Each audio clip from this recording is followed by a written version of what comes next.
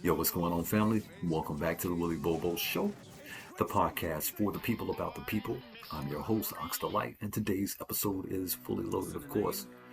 We're going to get into Nicki Minaj's recent public comments and why they're dangerous to the black community. We're also going to talk about Malcolm X and how he warned about entertainers being used as political mouthpieces. We're going to get into college basketball, including Duke, North Carolina, and the rest of the top 10. We're going to have a look at week one of the 2025 college football playoff. Also, why the Jake Paul fight was nothing less than something else. We'll also briefly talk about the top 5 ways you can use your tax return wisely and a powerful moment in Black History sports with a message from me and a moment. So let's get into it.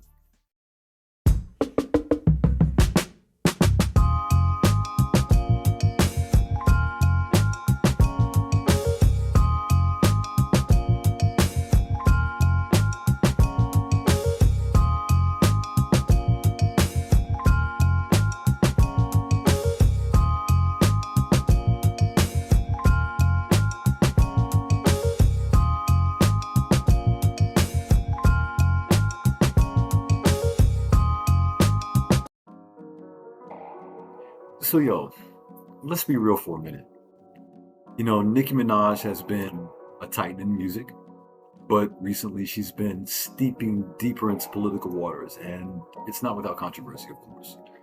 Over the past week, she's made some surprising appearances at the Turning Point USA America Fest in Arizona, where she praised former current President Donald Trump and his Vice President J.D. Vance, calling them role models and talking about politics in ways that has shocked many of her longtime fans, and a lot of them are now walking away from her.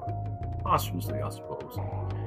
She even made an awkward remark, gathering this from AP News, of course, referring to J.D. Vance as, being targeted as targeted assassins by people, the way they talk about him. And that's a comment that's left, people giving her the context of even, not knowing exactly what she's talking about, trying to wrap history around it.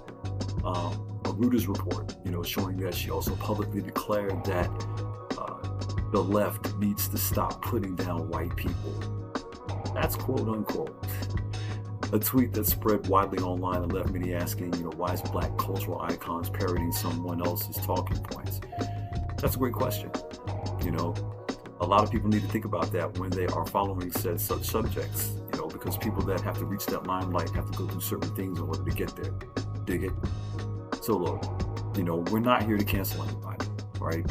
But when people talk about massive platforms, start, when they're on those things, and start talking about how, what they think is the real and not realizing how it undermines black communities, that aligns with forces historically hostile to our progress. And that takes us out of the political conversation to align with opposing agenda. And we have to talk about it. This is exactly what Brother Malcolm warned about long before social media, before celebrity influencers, before TikTok and Twitter. He said America will use so-called Negroes, entertainers, and public figures as mouthpieces to distract, divide, and pacify the black community. If Nicki Minaj is speaking on politics, that's all right. But when it comes down to the starting of bringing up muddy waters about those whose interests are being advanced, maybe she needs to think twice.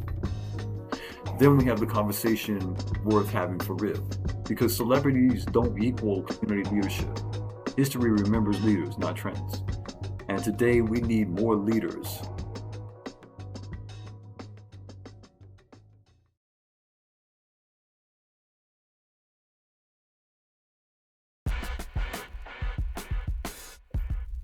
There's certain things in life that bring me pleasure, like being Duke Blues, Kentucky Blues, the Red Sox Blues, feeling you're Cowboy Blues,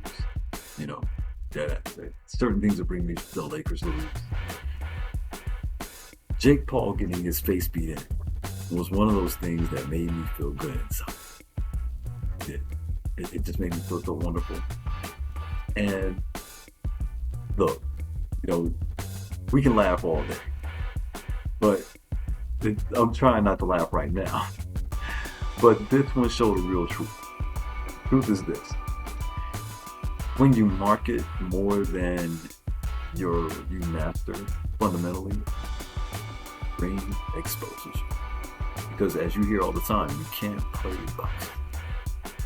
So Jake's defense, his footwork, his discipline, his conditioning, it looked all lackluster against a well-prepared professional. If the training footage and the hype don't beat classic ring IQ when the lights go on, that's boxing.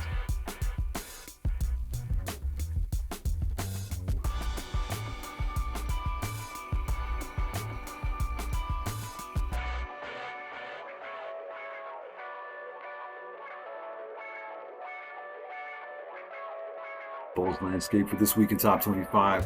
And of course, this all matters every single week about March positioning. And that's the beauty of the NCAA.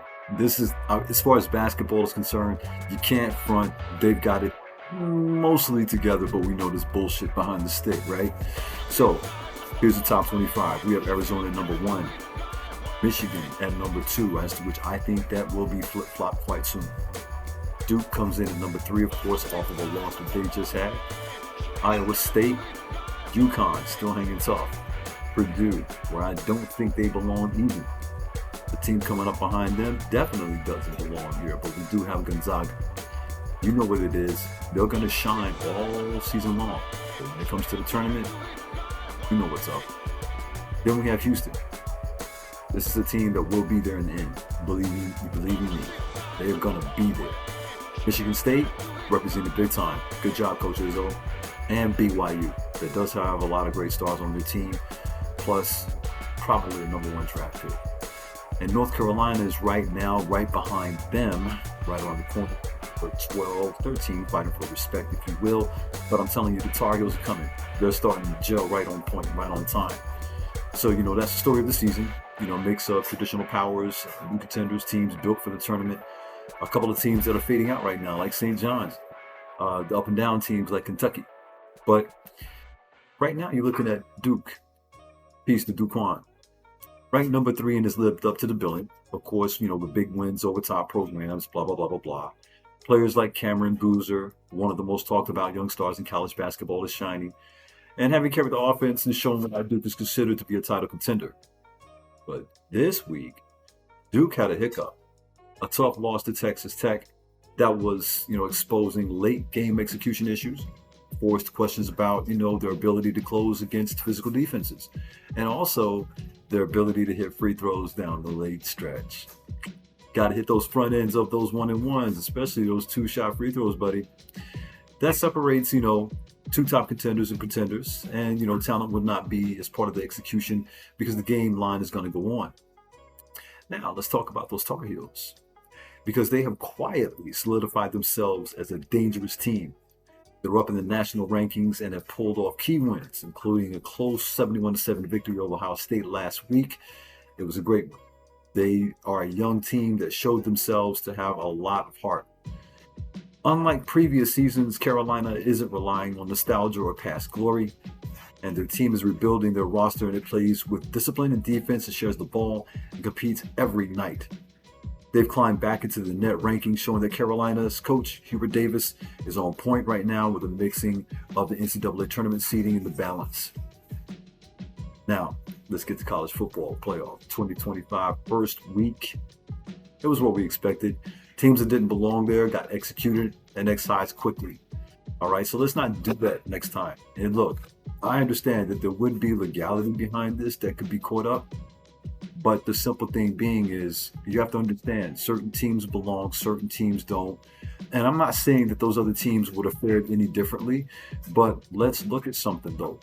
You had number 9, Alabama beating number 8, Oklahoma, 34-24. Okay, so you're telling me that you see that the Ole Miss game was no fight whatsoever, right? With that, Ty Simpson threw for 232 yards, 2 touchdowns. Alabama, they overcame a 17-point deficit. Punched their ticket to the quarterfinals. Then you look at the biggest game of the season. Fuck everything else. The biggest game of the season. Miami pulling off the upset, holding off number 7 Texas A&M, just 3 points, winning 10-3 behind a dumbass interception in the end zone. Call it what you want. Swarming defense. It was a great game. Now, the amazing thing is that they had no turnovers from their quarterback. And that's saying something, because this kid just doesn't really fare well when it comes down to major SEC competition, especially if he's got to move out of the pocket. If the defense causes his feet to start to shuffle a little bit, he just doesn't have a normal history of winning that way. But guess what? Seasons change. People change, right? All for the better. As I alluded to, Ole Miss. Straight domination over Tulane. Okay? 41-10. Trinidad Chambliss. This is Cupcake City out here. It's just like pitch and catch. It's 7-on-7. It's nothing. Oregon beating the brakes off of James Madison, 51-34. Like, why is this even happening? Why is this game even being played? So of course, this is highlighted, by big plays by Dante Moore, high octane Ducks offense. Dante Moore is a quarterback that a lot of people don't know about, but of course, watch when it comes draft time. If he decides to skip, he's gonna be a top draft pick. Even though it's noted that within this draft class, you're really looking at Fernandez probably being the only quarterback to go in the top 32 first round. That ends. So all four winners moving along to the quarterfinals. The true round of 2 of the quarter of CFP, and so you got December 31st coming up in the Cotton Bowl. That's going to be Ohio State versus Miami. That's the game I'm looking forward to, for real. The Buckeyes got by as a top seed, and now, Miami's defense is going to be really tested against Ohio State's high-powered offense. Ohio State opens up as a favorite. Their depth and experience, it's going to tell, but at the same time, man, I don't know, it's Miami. I think that they have the power and the speed to be able to match up with them. And I think because, at the end of the day, it's all matchups, right? Who can win those? So it's going to be a big chess match. We're going to see exactly which pro offense can come out on top. Then we have January 1st, the Rose Bowl in Pasadena, California. That's going to be Indiana versus Alabama. Now, Alabama is a Cinderella story of the CFP, but Indiana's the number 1 seed for a reason. Big time for a reason. 13-0 regular season, Big Ten championship. Indiana's balanced attack should be enough to get this one done. So I think that Indiana's going to win this game. Now on to Texas Tech and Oregon. It's going to be January 1st also in the Orange Bowl, Miami Gardens, Florida. Oregon's offense, we know it's explosive, balanced, but Texas Tech's defense, home field, bowling, and they're going to keep it close, point blank. This feels like a coin flip, but the analysts say that Oregon's way up. The Ducks' offensive firepower, could project them to win, but I'm pulling for Texas Tech there. Then we have the Sugar Bowl, January 1st also in New Orleans. We're going to have Georgia versus Ole Miss, basically a conference game. Georgia's played, that earn as you burn, type of style this regular season. And, against a strong Ole Miss team that's been rolling offensively, you may not want to play that way. So this one could go down, to field position, and rightfully so, turnovers. So Georgia's consistency suggests that, they'll edge Ole Miss, so projected winner will be Georgia for that, in my opinion. The projected Final Four after round 2 should look like this: Ohio State, Indiana, Oregon, and Georgia. So if anybody else out there has a debate upon that, we can get to it before Saturday. Hey, let's do it. So each of these programs has the balance, the experience, the coaching, and the high pressure playoff football experience that should bring all of them along. But that's why we love the era of college football. It's unpredictable, and every year it brings chaos, it brings excitement, it brings real storylines. So let's sit back and enjoy this one. I'll catch up definitely next week as we move on to the Final Four.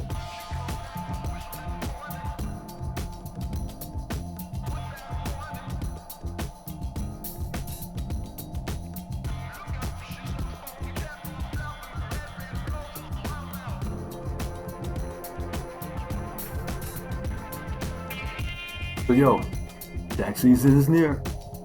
Now, look, I'm not trying to be pot calling kettle black because I've done it, but look, let's think about it like this. Money matters, especially in these days and this day and time, more than anything, right? So being a guy lucky, we were talking last week, about how it is that, people that do have that knowledge, be it fundamental or learned educationally, that know exactly what it is that can be done. I think it's right for us to teach to each. So you guys make sure that you check out my man Lucky's podcast.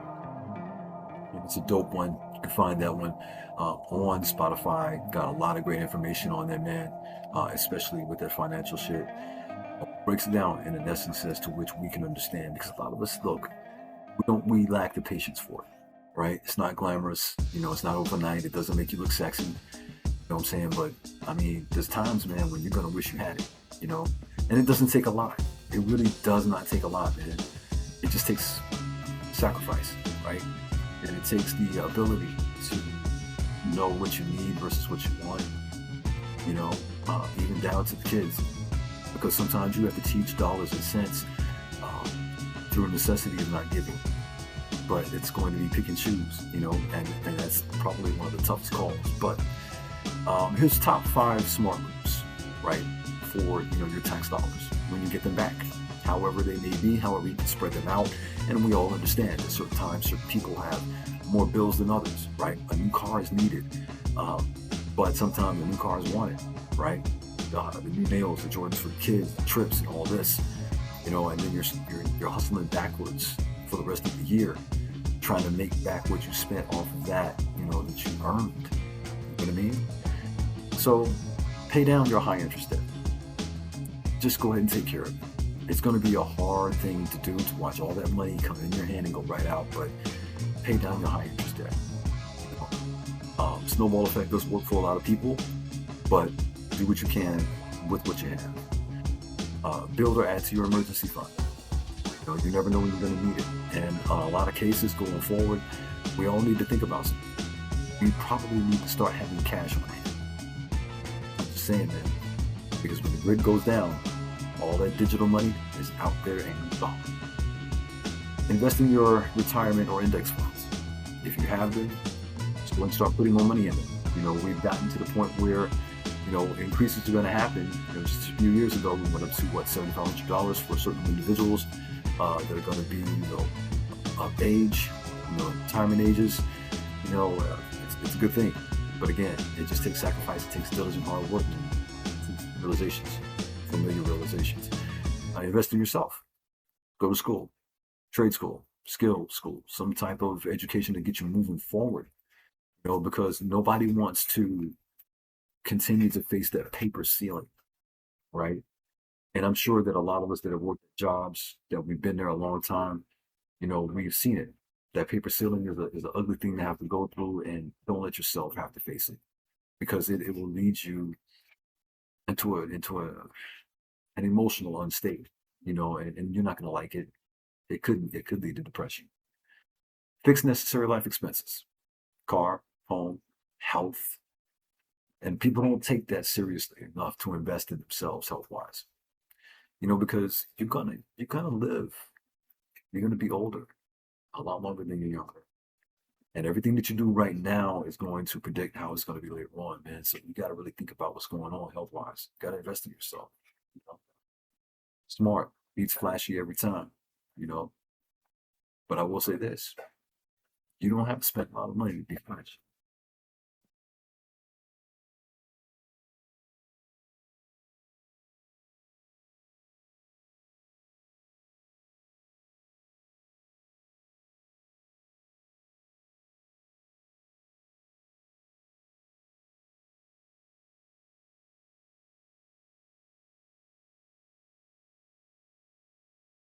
Think about white supremacy.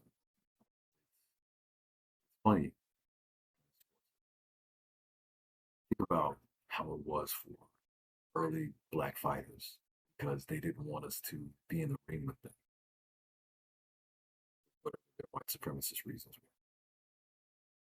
If you think about it, it comes down to them being deathly afraid of getting that ass beat. Quite simply. Jack Johnson proved that back then. Knocked out white man after white man after white man then walked away with them when Victor goes. You move on to so many different athletes that came during that time that had to go through so much just to be able to be on the field, just to be able to be in the arena. Think about how long it took basketball to integrate, football to integrate.